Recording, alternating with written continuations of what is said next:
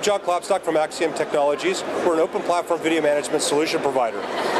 Basically what we do is we integrate multiple brands of IP cameras and DVRs with one common interface.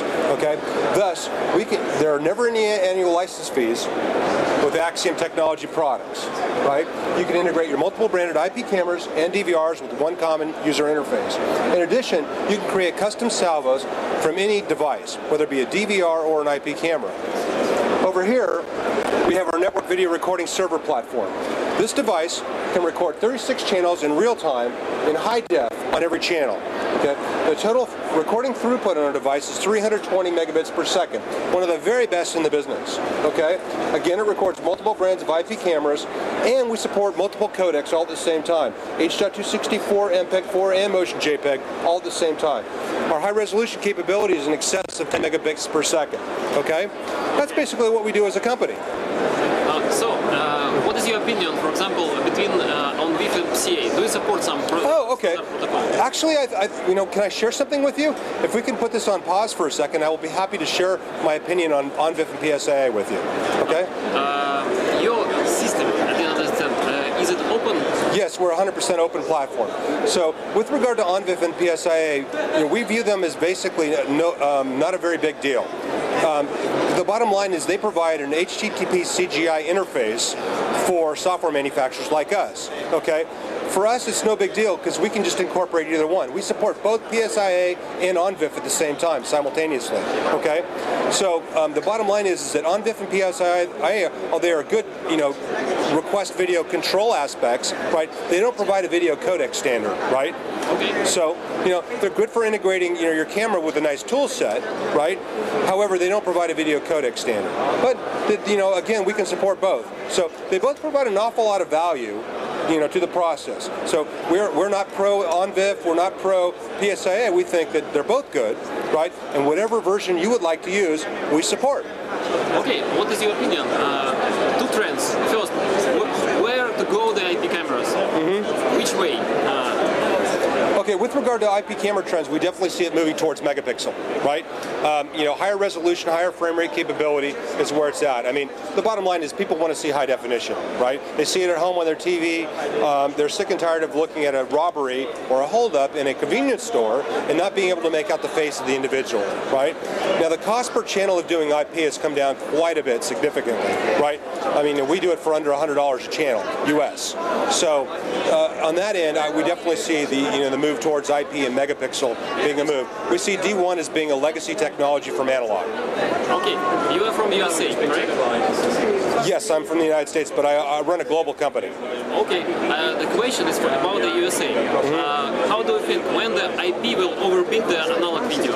How many percent of the analog video according to the IP in the USA, for example? Right. Okay. Well, I think that that's going to happen sooner now. The global recession has, directly affected, the volume of purchases today, whether it be in the analog world or whether it be in the IP world. But right now, I think that people are really holding onto their dollars very carefully. So the reality is that people are being much careful about their next generation choice. Right now, what's so unique about our particular solution is that we offer an easy transition process because we integrate the analog technology by using their existing install base of DVRs, and then we can also, with the same user interface, incorporate the IP camera.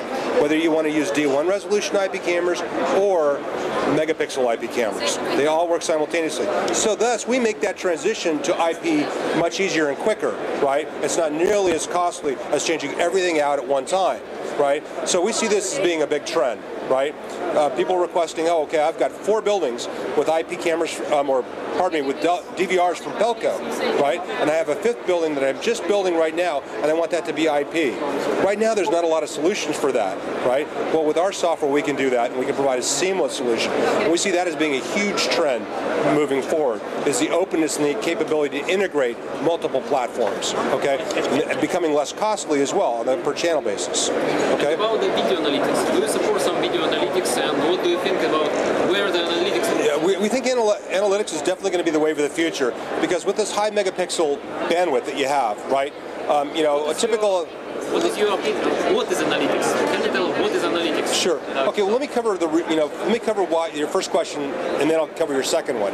Okay. With regard to analytics, right? We think that there's going to be significant demand, and that's because megapixel images are bandwidth intensive, and you want to stream those information over the wide area network, it's very difficult, okay?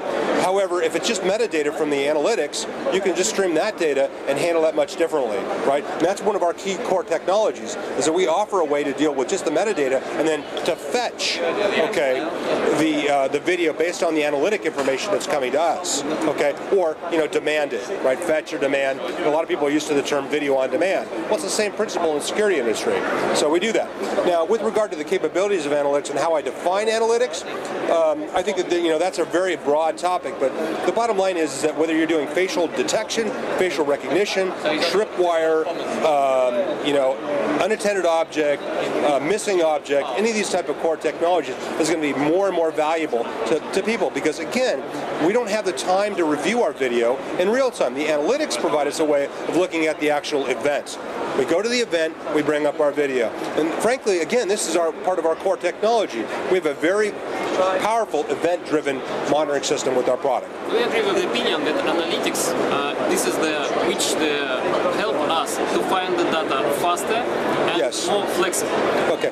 Well, currently Axium technology supports video analytics on the edge. And what we mean by that is that our partner companies that integrate video analytics on their camera themselves, right? They stream the metadata to our head end. For instance, we're in the process of finishing our integration with a company called Video IQ. They have a superb product, right? Their video analytics will stream their information to our head end software, and in turn we can create automatic reactions based on those video analytic data. So in other words, I have a video analytic alarm condition that comes streaming into my server, right? In turn, my server will take multiple actions in a row, depending on what I've programmed, to create a reaction on other devices. So if I want to trigger recording remotely, I want to trigger a PDZ dome to spin from one manufacturer to the other, we can do all that concurrently right now. Okay, so we think that's a very valuable technology. Now, Axium Technologies plans on implementing video analytics on board in our products in Q4. So we'll have embedded analytics as well. Thank you very much. You're welcome.